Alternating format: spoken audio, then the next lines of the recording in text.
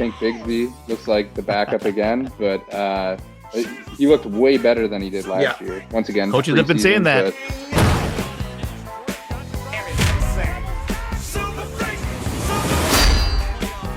Hello and welcome to another edition of Fantasy Football Freaks. I'm Jason, you know Vaz, and well, maybe you know Eric as well because he's been with us for a few videos as we bring him back as a special guest to talk about some of the preseason games that have already taken place.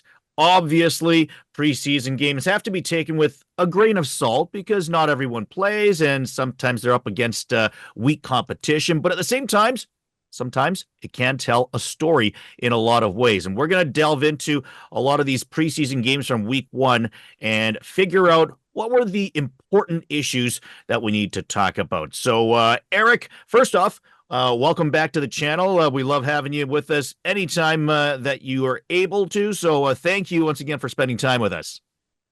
Yeah, thanks for having me on. I'm excited to be back, and we can get into this whenever you guys are ready. All right, well then, yeah, without further ado, let's get right into it. Let's take a look at the first game that took place, the Thursday night game between the Patriots and Panthers. I think a lot of eyes were on this game because of Drake May and his first official pro appearance. What were your takeaways from May as well as this game in particular? So, I mean, for the Patriots, like the first thing, right? Brissett got the start, which is what we expected. He didn't really do anything. And then May played one series and had, I think, 19 yards. So I don't have really any takeaways from the Patriots. Like it looks like Brissett's the starter and May's the backup to start, but I don't think we uncovered much of anything. And then for the Panthers, sorry. I was going to say, what did you think of Jalen Polk? He had 3 catches for 14 yards. He's also going to be a little bit of an important piece that people are going to be curious about. Yeah, I mean, I think Polk is going to be a solid player. And I saw today that Juju Smith-Schuster got cut, so there's like even more clarity on that depth chart now. But I don't know. I'm pretty much staying away from the Patriots, especially in redraft right now. I have almost no interest in having any of them outside of maybe Ramondre Stevenson. Yeah, agreed. So, okay, how about the Panthers? I don't have any takeaways. They didn't play Deontay, Thielen, Chuba, or Bryce Young. So you were watching Mike Boone play and like a bunch of backup wide receivers. So I guess Jonathan Mingo had a decent game. For I guess what you call decent when you score 13 points or 3 points, sorry. So yeah, I have no takeaways on the Panthers.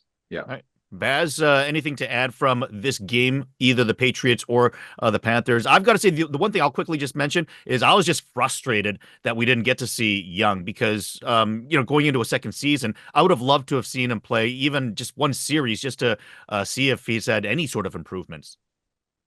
Yeah, well, like as Eric said, there's not much to take away from this game in general. I will say that when I'm looking in the preseason games, I'm really curious about which guys get on the field first, particularly like at running back, right? You want to see which guys are atop the depth chart and whatnot. And with Carolina, as Eric said, nobody played, so we really don't know. And then with the Panthers, we saw Brissett play one series. We saw May play one series. The one takeaway I would have from this game is that Ramondre is the clear starter, and then I think, Antonio Gibson is the clear number 2. So that's the clear takeaway I would have. And then, as Eric said already, like Jalen Polk and Javon Baker played quite a bit. Juju Smith-Schuster was cut. And then, yeah, like Javon Baker and Jalen Polk played a lot. And I don't necessarily think that's a good thing. I think it tells us that the Patriots aren't really sure what they bring. And I don't know how much they're going to play during the season. I don't know if they'll be clear starters on the team or whatnot. So I'm not sure that's necessarily a good thing. That's my clear takeaway. What do you say? What do you say? What do you say? You little brat? You have never thanked me. I'll see you tomorrow. Maybe. Let's take a look at the Giants and the Lions. It was a game that only had 17 points total. Detroit held to just 3 points, considering that they're a high octane offense. It's just preseason, but it was interesting to see nonetheless. Eric, your thoughts on this game? Yeah, there was one player on the Giants that I was looking forward to watch. It was Malik Neighbors. Um, and he was running free, hand up, beating the defense, and Andrew Luck, or not, sorry, Drew Lock didn't see him at all. And I think it could be some foreshadowing of the frustration that's going to be coming with either Daniel Jones or Drew Lock. The other thing I thought was noticeable is Tyrone Tracy ran as the first running back, and he actually looked pretty good. Despite Eric Ray having a big game, all of his production came against the second team defense. And I'm not really concerned about that. So I'm not throwing darts at Eric Ray or anything like that. Lions, they didn't play Laporta, they didn't play Montgomery, they didn't play Goff, they didn't play any of their starters. I thought Hendon Hooker looked okay. And he's probably a competent backup to Goff, but like I don't know, not I have no other takeaways from the Lions really. Yeah, that was the one thing that surprised me was that Hendon Hooker was the second QB to come out over after Sudfeld, right? So I Yeah, was that a little bit was weird. surprised because I thought, Hooker would have that QB2 job pretty much locked up, but it seems like they're kind of in an open competition for that QB2 job, which surprised me. But yeah, like Locke looked horrible. So I wonder what's going to happen with that backup job. I wonder if even he could lose it to DeVito, who looked a little bit better. So, I mean, if you're looking Yeah. for a handcuff there, maybe it's going to be DeVito. I don't know if Drew Lock is going to have that job with how bad he looked. Okay, that's Yeah, he interesting. got banged up too. Yeah. In a previous video, I remember talking with Vaz about how I feel that Daniel Jones will get benched by the midway point of the season. Not necessarily just because I don't think he's a good quarterback, but his contract could be one of those things like that Garoppolo went through or that Russell Wilson went through. Whereas, if they play him and he gets hurt, then they're kind of on the hook for his contract next year rather than being able to release him. So if that is the case and he gets off to a bad start, the Giants get off to a bad start, then maybe DeVito is the guy to look at instead of Drew Lock, as you mentioned. Let's take a look at the other games from Saturday. It was the Dolphins over the Falcons, 20-13. Anything that you took from this game in particular, Eric? So for Atlanta, I thought Michael Penix actually looked pretty good, but he was running he's running with the twos. Atlanta was another one of those teams that didn't really play their starters, but I thought he looked pretty good. That's really the only takeaway I have from Atlanta. And then Miami, I had one takeaway that I thought Jalen Wright looked really good. And he kind of fits that mold of fast one cut running back. So if something happens to Mostert or A-Chain, I kind of expect Jalen Wright to hold a pretty significant role right away. So I think he's he's someone actually worth keeping in mind in redraft as a handcuff that doesn't need just one guy to get injured. Either A-Chain or Mostert could get hurt, and he could have some value. So Maybe a those are the good, only two takeaways I had. maybe a So good I feel a best little ball bit guy. like a little bit more conflicted than Eric does here. Of course, I agree. Jalen Wright looked good. He did look great. But he actually ran behind Jeff Wilson, who is not dead yet, apparently. So that backfield is pretty muddy, pretty crowded, and I'm really worried about it. Like as I've said previously, I would not take A-Chain at his current draft price, right? Because I think Jalen Wright's a good player, Mossert's a good player, and as I just said, Jeff Wilson might not be dead yet. So that was the takeaway I had as well. And then, like Eric said, yeah, Penix looked great. I thought Penix looked good. He looked a little bit inaccurate at times, but he played a lot and he did make some nice throws. And for me, his pocket presence seemed pretty half decent. So I was somewhat impressed with Michael Penix. All right, next game to look at the Texans and the Steelers. Eric. Yeah, Texans, I mean, Stroud had one drive and he had a beautiful touchdown pass to my guy Tank Dell.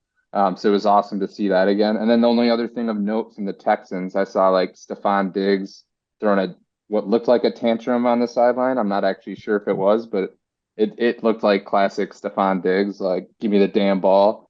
And then Steelers, Even in the preseason. yeah. I mean, the guy just doesn't quit. Yeah. Steelers, dude, I've lived this Justin Fields story as a Bears fan for too damn long. It was more of the same. He holds the ball too long. He doesn't progress through reads.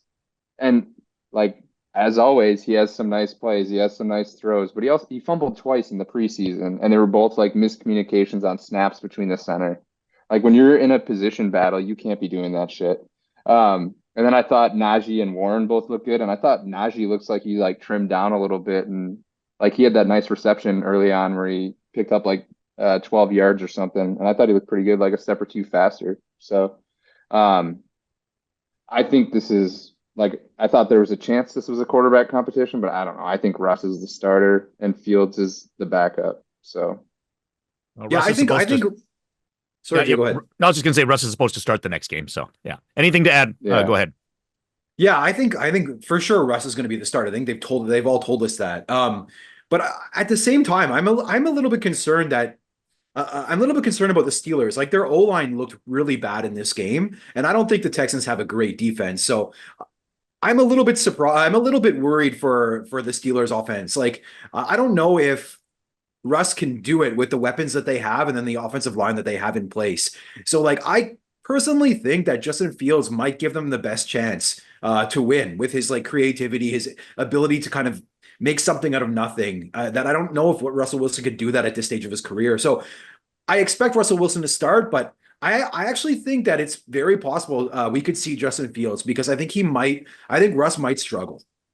Okay. Well, also keep in mind that Pittsburgh drafted 3 offensive linemen in the first 4 rounds of the draft, and offensive line is the position that takes the most time in terms of developing a chemistry with each other, right? So we're talking about the first preseason game. Hopefully by September, their unit will be much more cohesive and able to protect. But yeah, certainly chemistry is going to be an issue in the early goings. The good thing for Pittsburgh, though, remember, is they do have, I think, the easiest schedule I've ever seen for the first 2 months of the season. So we'll see what kind of a start they get off to. Let's look at the Eagles and the Ravens. Eric? yeah, this was another one where I don't have many takeaways. Like Ravens didn't play hardly any of their starters, so I had nothing to note on them. And then Eagles, the only thing I had was that Will Shipley looks like he's probably the backup to Saquon, Saquon, but I also don't have anything other than that. So Why do you say that Shipley's the backup? Because Gainwell got the first touches in that offense. I actually didn't see that. Sorry. Okay, no problem. Yeah, So- but my takeaway was that I think that's a clear battle for the RB2 job because Gainwell did get the first few touches, but then Yeah. Shipley also ran with like the starters, even though there were no starters, with like the second team Right. basically. Yeah, So yeah. Okay. No, that was just oversight on my part. All right. Oh, Let's go take a ahead. look at the next game. Commanders and Jets. Eric? I thought Jaden Daniels looked really sharp. He had a nice bomb down the sidelines to De'Ami Brown, and then had a nice rushing touchdown on a RPO. And then another takeaway I thought Ben Sinnott had a couple of nice plays. But he's blocked by Zach Ertz, just like Trey McBride and Dallas Goedert were previously. But when he inevitably goes down, he's someone that like could have an impact. And then the Jets, they didn't play their studs, but I thought Braylon Allen looked like a competent backup to Brees. So Yep. All right. Vaz, anything to add? that's it. Yeah, my biggest takeaway was Braylon Allen looks like the clear RB2 there. And then Isaiah I'm sorry, Isaiah Davis, the RB3. So I think if you're holding Abanikanda on your roster, you can pretty much just drop him at this point. He looks like the clear RB4 there. So I think he's droppable in any dynasty format you play. So that's my clear takeaway. And then as Eric said, I think Jaden Daniels, like his deep ball there was like placed perfectly in the only spot it could be. Beautiful pass. And then he had a couple inaccurate throws, or he had one clear inaccurate throw on like a short pass. But I mean, like, yeah, he looked pretty good for the drive he played. So yeah, that's a nice takeaway there. Jaden Daniels, scored a touchdown. Yeah, I was unable to get a hold of Daniels in any of the leagues that I am in for Dynasty. I do have a redraft draft coming up in the near future, and I swear I'm going to make sure that I have Daniels on my team. I've been just the hugest fan of him throughout this whole offseason process, and I love his passed on rushing him ability. twice. You passed on him twice? In Superflex leagues, both times from Malik Neighbors. Yeah, I mean, understandable, And- but Yeah, for like I said, Yeah. for redraft, I expect him to have a really good season in the upcoming season because of his rushing upside. I've seen a lot of analysts that have claimed him to be either second or third this season among rushing quarterbacks for rushing yards. That's what the expectations are. In most cases, behind Lamar. But yeah, I think just with that floor, I look forward to having him on my redraft teams because I don't have him in any of my dynasty Yeah. formats yet. Okay, this is the moment that you have been waiting for. And when I say you, I'm actually talking about Eric because Eric said you have to make sure that I get to talk about the Bears and the Bills. So go ahead. Okay. So there's really not much to take. Just kidding.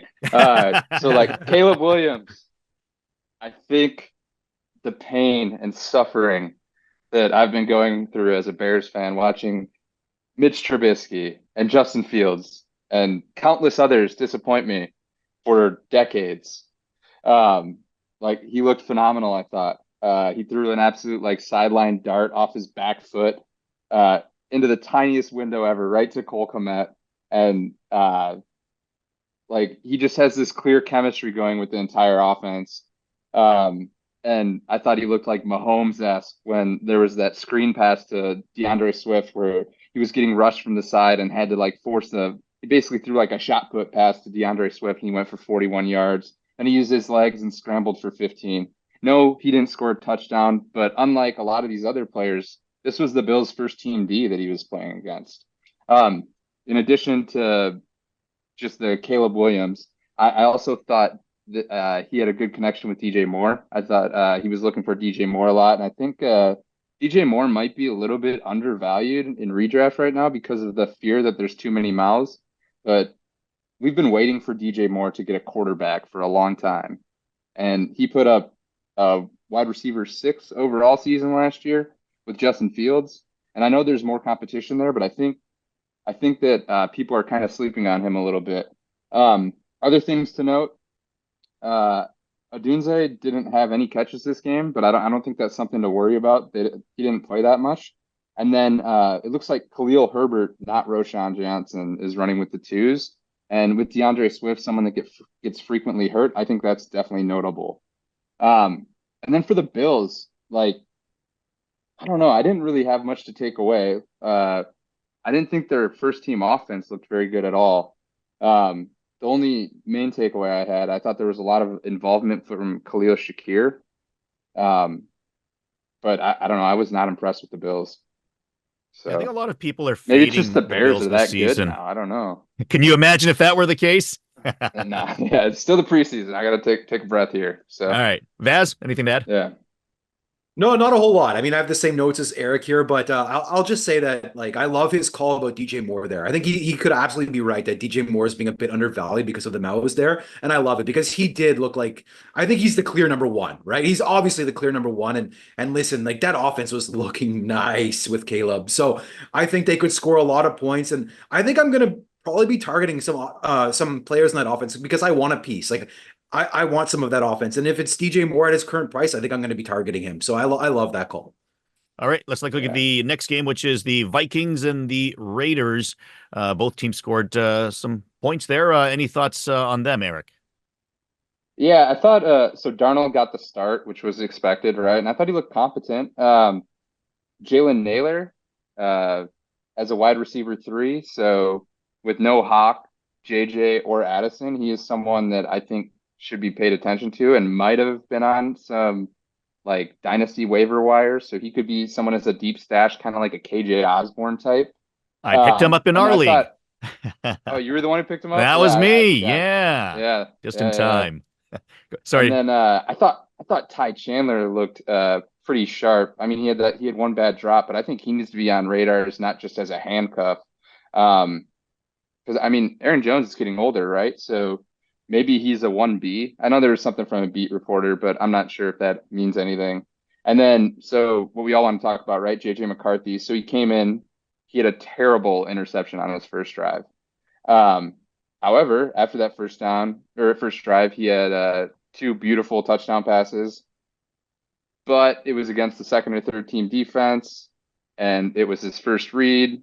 So but they were both perfectly thrown balls on blown coverages. So I thought he looked pretty good, but it's hard to have a solid takeaway because of the level of competition he was playing against. Um, Raiders, I thought there was a lot of encouraging signs from this team. I thought it was cool how Brock Bowers was getting utilized like all over the field. He had a few snaps at wide receiver, snaps at tight end, and even a couple at fullback, I think. And I think he's somebody that's going to have like an immediate impact for this team, not just in like, I'm not saying he's just somebody that needs to be sat on a dynasty bench. Like, I think this guy's going to be a fantasy football, like fringe top 12 tight end right out of the gate. And then I also think Trey Tucker looks like the wide receiver 3 behind Adams and Jacoby Myers. And he might be worth tossing a dart if he's on your waiver wire in Dynasty. And then the last takeaway is Minshew and O'Connell. Looks like a competition to me. Yeah. So, yeah, those are the takeaways I have. A little Okay. bit long-winded, but If I was reading Vaz's mind, I think when you were saying Brock Bowers top 12 tight end, I think Vaz was top 12, top 12. How Yeah. close was I to that, Vaz? Oh no, I mean, like I agree with everything Eric said there. I think Brock Bowers looked really good in this game. I like how they were using him all over the field as well. Like Michael Mayer was Michael Mayer was on the field as well. They're going to use both of them, but he was pretty much used as a typical tight end, right? Whereas Brock Bowers was used everywhere, which I think is great. But yeah, it's the preseason, Jason, so I'm not really sure how much to take away, right? And then at the same time, like Devontae Adams wasn't playing, and they've got Jacoby Myers who look good as well. So I don't there's some mouths to feed and what's probably a below average offense. So I don't want to buy in too much to what I see in the preseason. I'll just piggyback off what Eric said though. I was a little bit surprised that Aiden O'Connell was the first quarterback to come out, right? Because I would have guessed that Gardner Minshew was the favorite to win that job. So that kind of tells me, because Aiden O'Connell started, that I think it's a clear quarterback battle there. So I don't think we know right now who the starting quarterback will be week 1, whether it'll be Aiden O'Connell or Gardner Minshew. I think that's still a battle, right? And then I'll just add one more thing to what Eric said, and that's Zamir White was the first running back on the field for the Raiders. He looks like the clear starter. That being said, Alexander Madison also played with the ones. I'll say the ones and the twos, because Zamir White and Alexander Madison played with the ones and the twos. They played it quite a bit. So they're still figuring things out there, I think. But when they got into the red zone and for the goal line touches, those were given to Zamir White. So I think if you're drafting a running back for the Raiders, I think the Zamir White is the guy you want to target over Alexander Madison.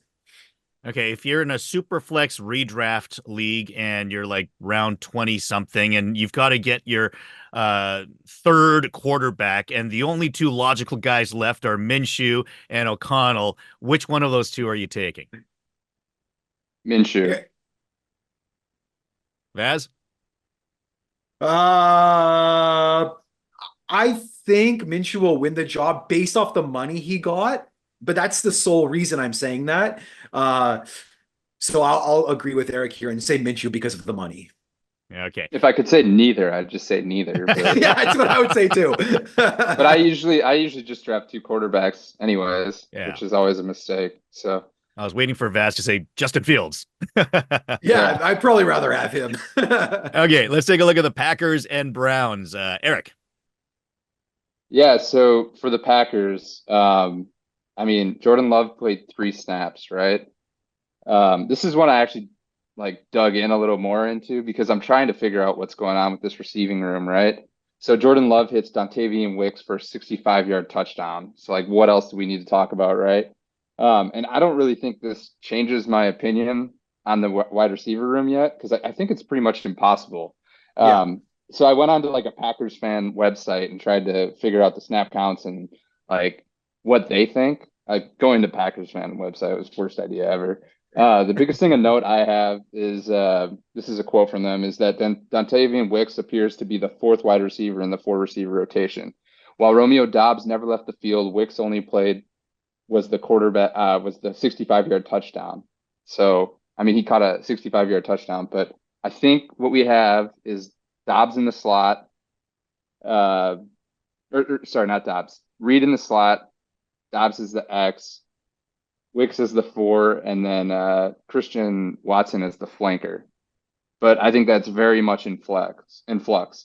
Yeah. And then The only other thing I had worth noting from the Packers is Marshawn Lloyd got hurt, and AJ Dillon looked like shit, and Bo Melton looked like shit as well. He had 3 drops, I think. Cleveland, I had no takeaways from them at all. Like a lot of their starters didn't play, and I don't know, just didn't really see anything I wanted to talk about with them. Yep. I've never heard you say a nice thing about AJ Dillon. Vaz, any thoughts? Yeah, I just would say like again, like piggybacking off of what Eric said, I think not a lot has changed with the Green Bay Packers receiver room. It looks similar to last year. I read a report that like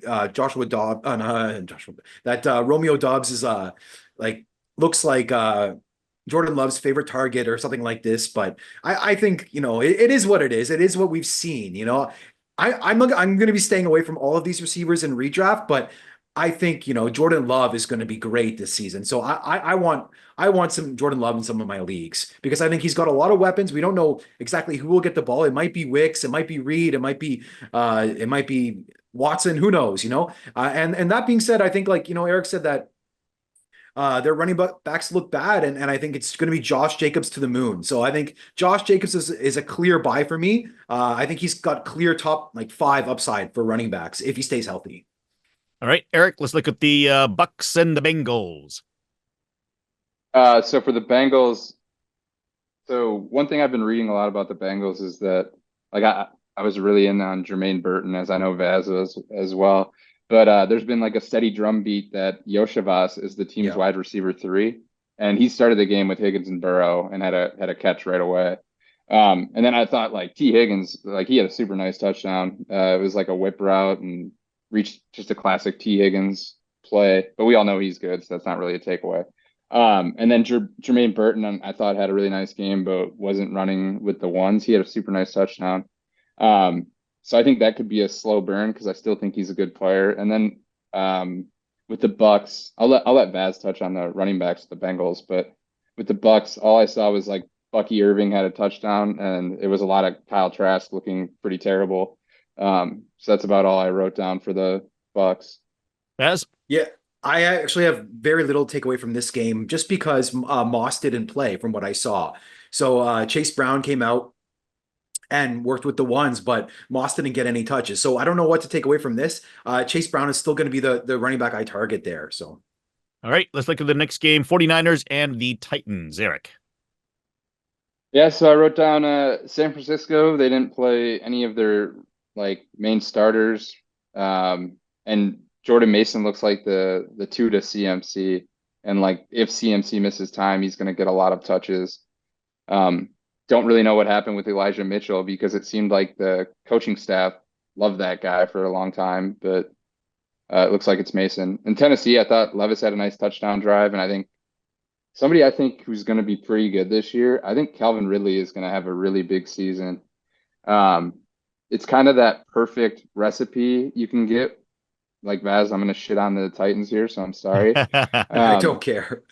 I think it's going to be a pretty terrible defense. And then it's a risk-taking quarterback. So you might have the situation where you have like Jameis Winston when he was in with the Buccaneers, or like Blake Bortles when he was with Jacksonville, where it's either like a 60-yard touchdown or a pick six. And then also I think it's probably going to be a straight-up committee between Pollard and Spears. But I think that's a backfield that like both those guys have injury history. So it's a backfield that I think is a smart one to target, not both the guys, but picking one of them and just trying to get the one that you can get cheaper and hope for that that contingent upside that if like I don't want anybody to get hurt, but if one of them goes down, then you have a rock solid RB1. So yeah, those are the takeaways I have from that game. Right, Vaz, Titans are your team. Yeah, I mean, my only takeaway from that game was that, as Eric said, Pollard and Spears look as we expected to be like basically a 55-45 in Pollard's favor, like a pretty gross situation. So if they're both going to slide in drafts, but they're going to also not slide too far that you're going to get both of them. So I'm probably going to stay away from this backfield personally. But as Eric said, if like let's say you own one of them in Dynasty, maybe you could target the other one and see if you can get him for cheap. Because if there is an injury there, it's possible you do get an RB1 out of that backfield, right? Because I think both are good players and both could, as the sole running back, could be very big producers. So yeah, I think that would be my takeaway. If I have either Spears or Pollard in Dynasty, maybe I'm going to go out and try to get the other if I'm in a win now situation. All right. I And agree with then, that in Dynasty, but sorry, I want to yep. push back on that a little bit. But I think in redraft, it's actually really like if you like our auction league, if you looked at what I did in that draft, I drafted a bunch of ambiguous backfield running backs, and I ended up getting a couple starters from it. I think it's a pretty good strategy to find those backfields where it's not clear or it's a committee, and there's that contingent upside because the price is inherently lower than if you're drafting someone that is a lead, right? And I mean, the upside is lower if they both stay healthy, but I don't know. I've been doing that for years, and I actually really like doing it in redraft. The one thing I'll say is I'm not going to have any Titan running backs because I've said before, I like running backs that are on good teams with good defenses. I don't see the Titans doing that this season. I see them losing a lot of games. Sorry to say that, Vaz, but because of those reasons, I will not be taking either of those or any Titan running backs this season. Let's take a look at the Chiefs and Jaguars. Aha, Hollywood Brown, my guy that I've been so high on this season and injured in this game. He's going to be out for a while. What else did you take away from this one, Eric? So KC, I just said they played one or two drives, it looks like, and it does seem like Deneric Prince is the two. And I also thought Wentz looks like a capable backup to Mahomes. And with Hollywood going down, I think you got to bump like Rashee Rice and Worthy just because, and I guess even Kelsey, like the target tree just changes so much. If he misses 4 weeks, those guys could get out to a hot start. If Worthy gets out to a hot start, I hate to say it, but I think Hollywood's gonna like it's just not gonna happen. Yeah, So I agree. yeah. And then the Jags, they actually played their starters like a lot more than I thought they would have. I thought it was a really nice touchdown by ETN. And I thought Trevor Lawrence looked pretty good. And then Brian Thomas, like, I think he was playing with the twos, but he had a spectacular catch. Yeah. And then your guy, Tank Bigsby, looks like the backup again, but he looked way better than he did last year. Once again, coaches have been saying that. Yeah, but he looked better. So Yeah. might be, if you have ETN, might be a guy worth trying to get cheap while you not while you still can, because you'll still be able to. Yeah, Baz, that was easily my go ahead. That was easily my biggest takeaway from this game was that like 2 runs from Tank Bigsby were the best 2 runs I've ever seen from Tank Bigsby. Yeah. And he came out as a second running back, so they want him to be the RB2, and it looks like he's grabbing that job and he's not letting it go, which is great. So if you have Tank Bigsby on your roster on your dynasty team, that's good news for you. And then I'll just add to what Eric said. I don't know that Prince has that job because CEH was the second running back to come into the game before Prince. Prince played more than CEH. CEH only got a few carries, but he came in before Prince. So I think they know what they have in CEH and they don't necessarily know what they have in Prince, so they gave him more work. But because CEH came in first, it tells me that I think it's still a battle for that RB2 job, and I think CEH might be the favorite to win it. Now, I can't do it for you. The inches we need are everywhere around us. What are you gonna do? Like! Subscribe! Subscribe!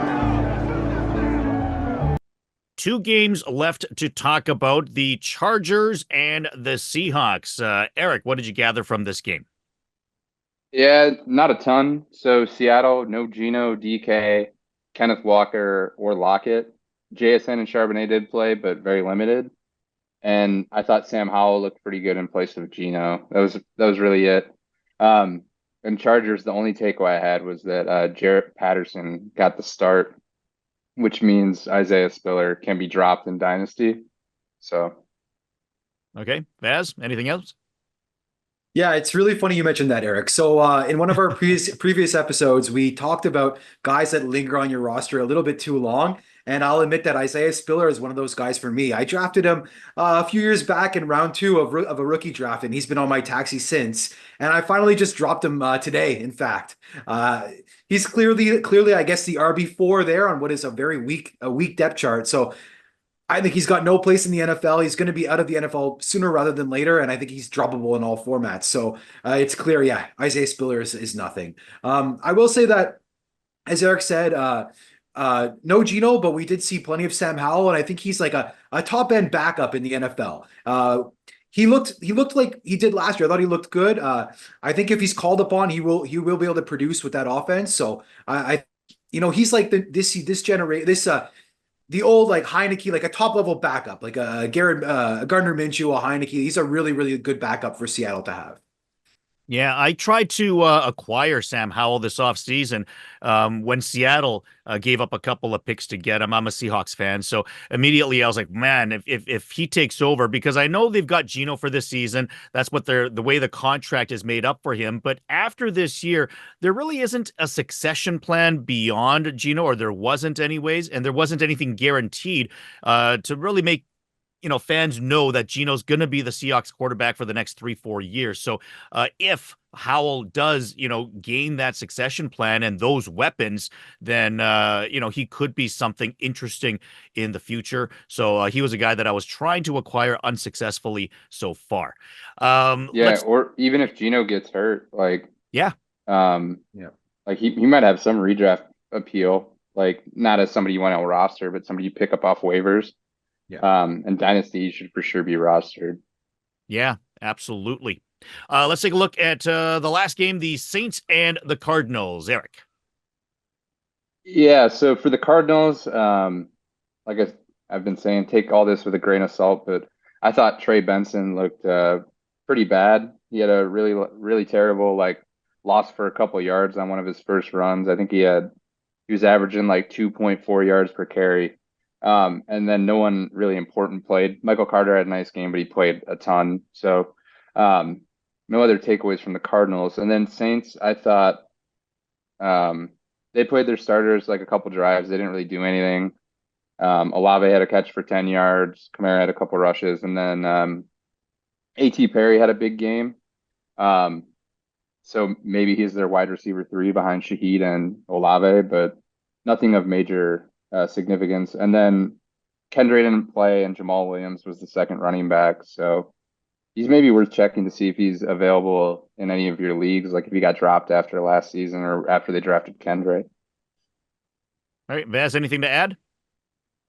Not a whole lot. I'll just say that, the Cardinals didn't play any of their starters. So, as Eric said, like Trey Benson maybe didn't look great, but he was probably running behind the second offensive line. So probably didn't have a whole lot of holes to run through. I'll talk about the Saints, though. The Saints played their starters for a couple drives, and as Eric said, they didn't look very good, and they were playing against the second-team defense. So I think the Saints could very well be one of the worst offenses in football. I think it'll look a lot similarly to it did last year, running through Olave and running through Kamara. I think it's possible that Kamara will be a value at his current price, because I think it's very possible that Derek Carr just does what he did last year and just dumps the ball off to Kamara 12 times per game. And if you're playing in a PPR format, he could be a very sneaky good draft pick.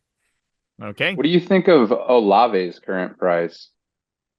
It might be high, just because I don't think that offense is going to be particularly good. I think he'll get plenty of targets because I don't think there's many other options there, but I just don't think they're going to score a whole lot of points. So I think his price might be a bit too high for me. I don't think I'll have much of it. Yeah, he's going at the end of the second, wide receiver 12. I think that's too high. I agree. All right. Yeah. Well, that wraps up the games that have been completed. At the time of recording this, there are still 2 games to be played. Those are the Broncos against the Colts and the Cowboys against the Rams.